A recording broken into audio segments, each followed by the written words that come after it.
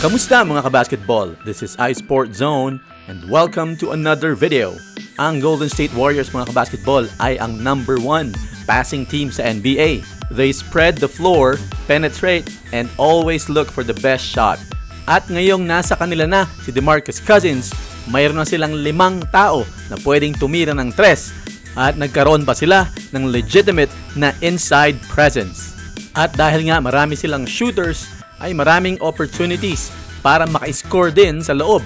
Pag nag-concentrate ang defense sa labas, ay nabubutasan nila ang inside.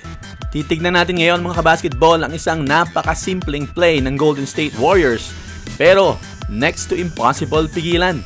Magsisimula ang play sa isang penetration, may 3 shooters sa kanan at si Draymond Green na nasa post area.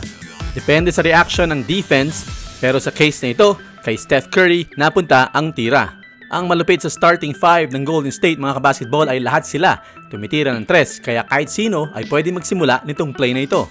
Dahil nag-double team ang kalaban, may isang shooter na malilibre.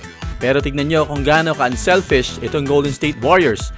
Si Durant tinuturo si Curry tinuturo si Klay, at si Klay tinuturo si Curry. Maganda naman ang rotation ng defense, kaya lang mas maganda ang reaction ng offense ng Warriors. At kung mapapansin nyo mga kabasketball, mayroong 2 offensive rebounders na nakaabang sa poste. Isipin nyo mga kabasketball, kung hindi dinoble team si DeMarcus Cousins doon, pwede niyang i-1-on-1 na lang yung kanyang bantay. At kung si KD naman ang unang may hawak ng bola, ay napakarami niyang pwedeng gawin. At pag nagkagipitan, si Steph Curry at si Klay Thompson ay 2 sa pinakamabibilis tumira ng 3-point shot. Exciting dito mga kabasketball ay kung paano susolusyonan ito ng mga kalaban nila pagdating ng playoffs. Isulat lang ang inyong mga reaction or comments sa ibaba, like or share this video, and don't forget to subscribe to this channel. This is iSport Zone.